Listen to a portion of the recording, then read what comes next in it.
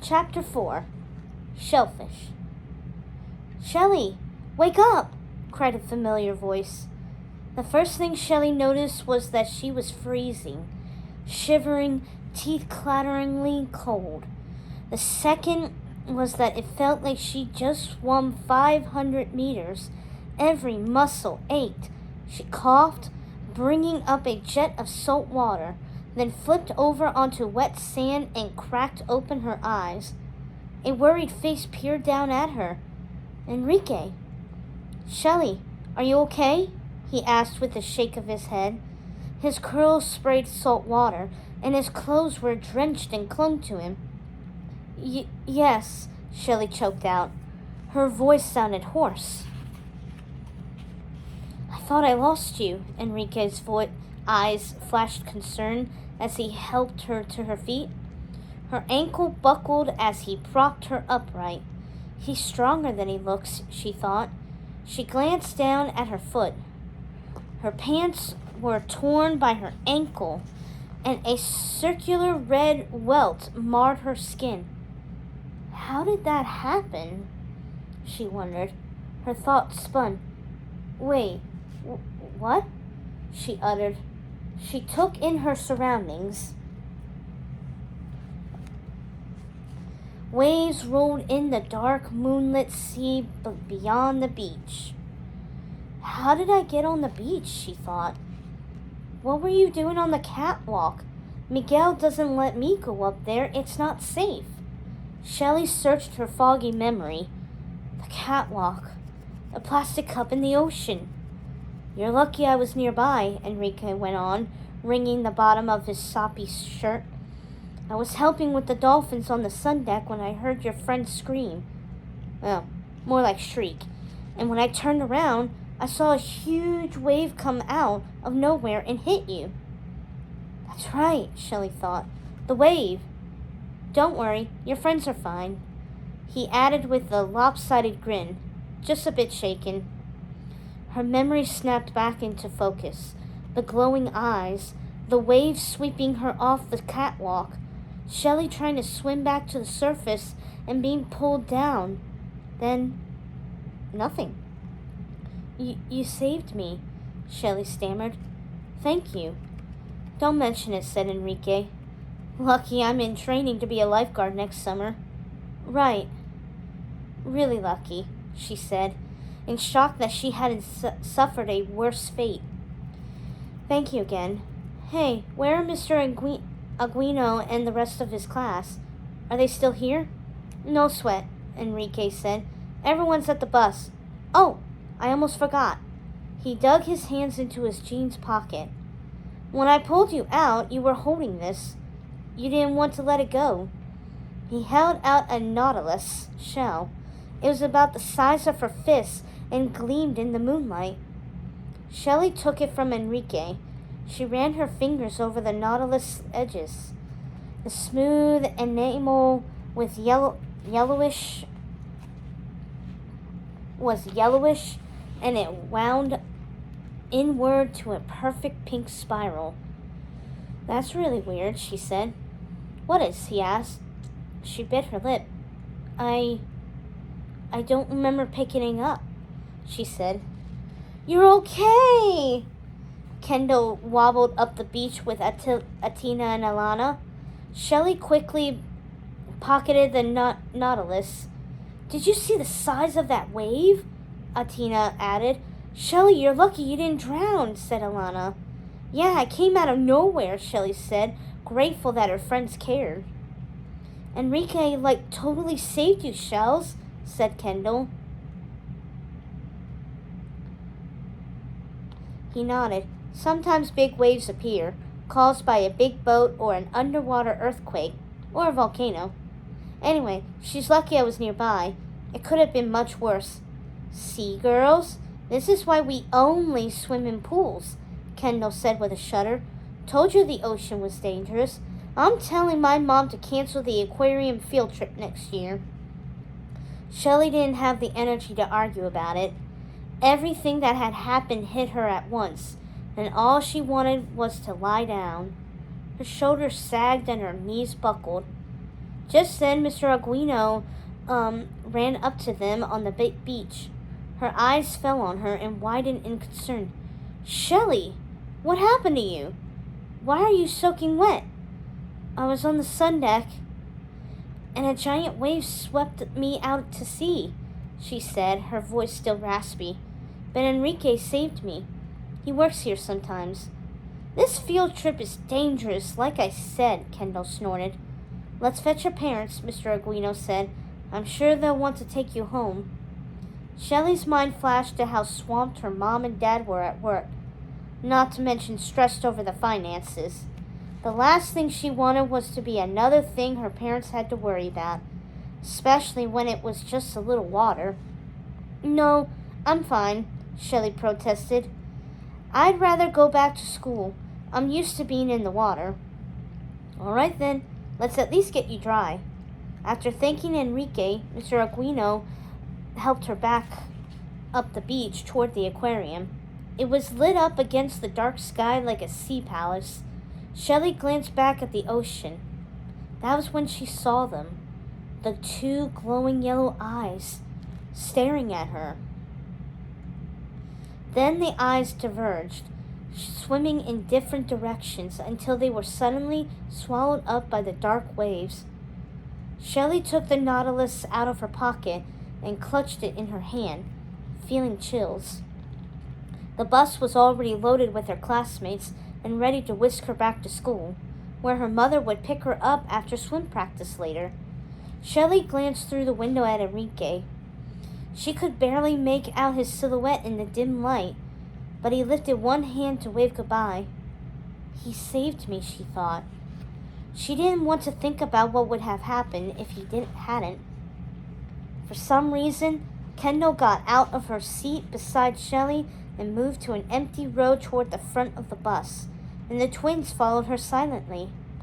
Shelley didn't know why they were acting so weird, but she hoped it didn't have to do with her almost dying, or Enrique. Maybe littering wasn't worth it after all, she thought sourly. But still, she was determined to smooth things out with the girls the first chance she got.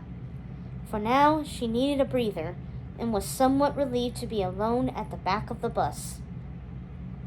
Shellfish, did you get it?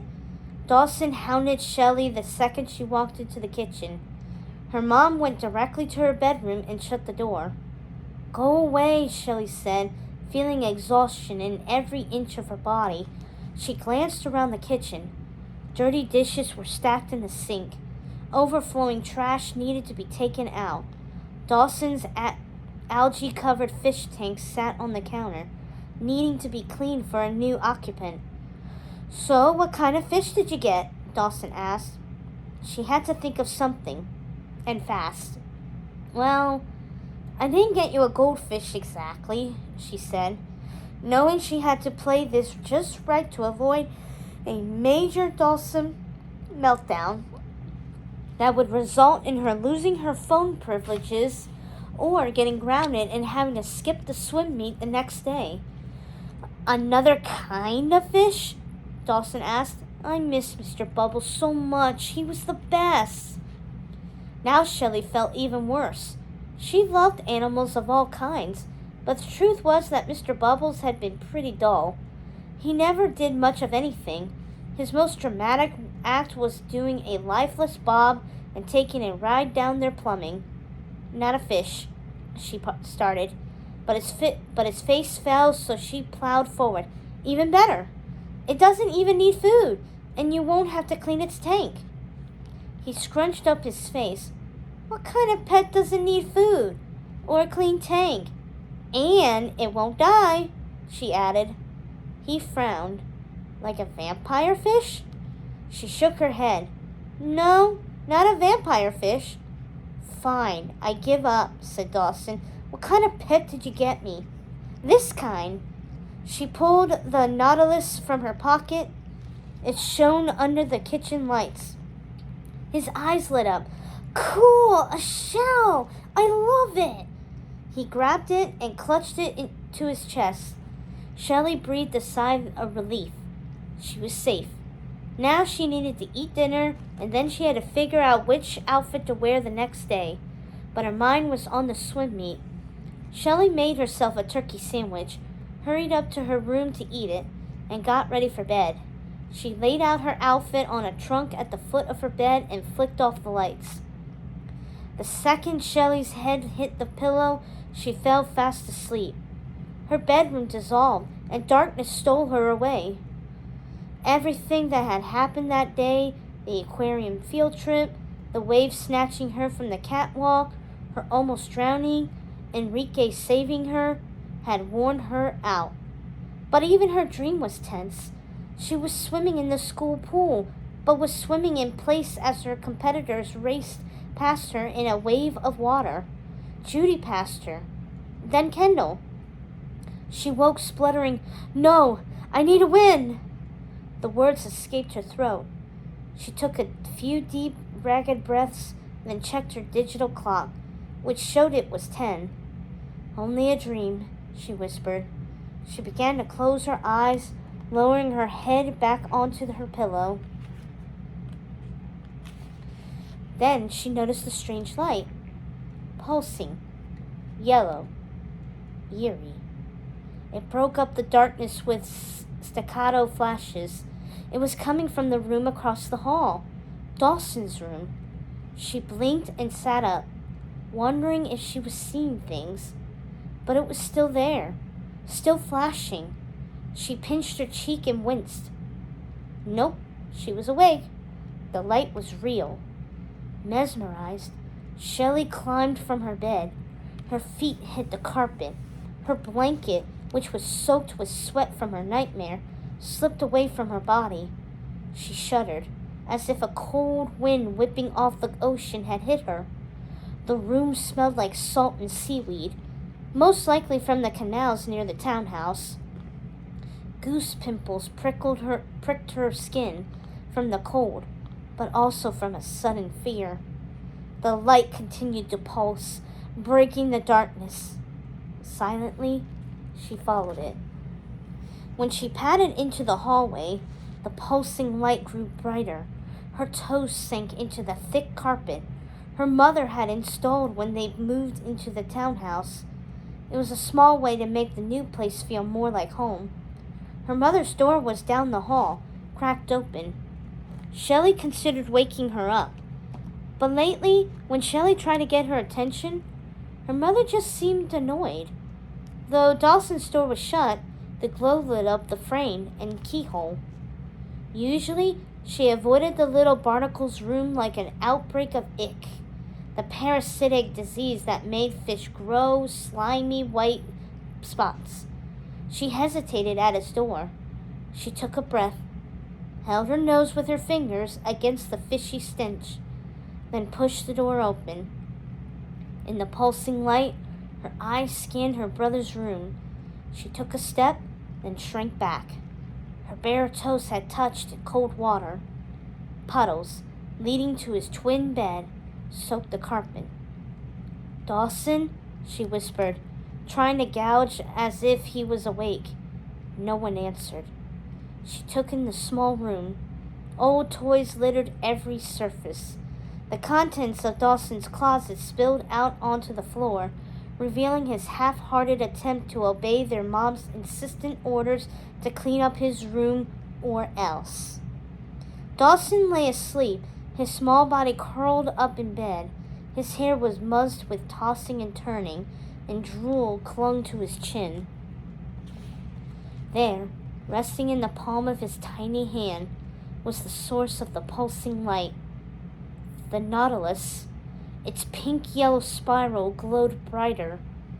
Intrigued, Shelley approached it, her feet squelching as they pressed into the drenched carpet, one step after the other.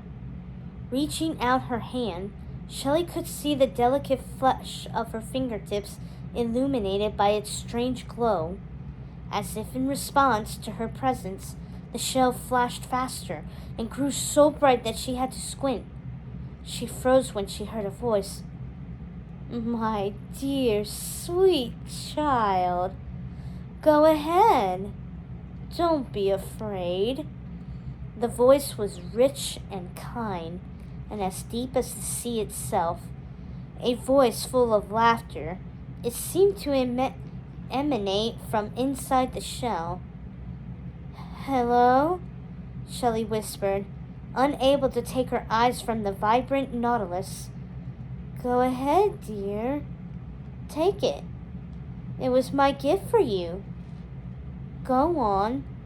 Take it. Take it!" Shelley touched the nautilus and fell through the floor.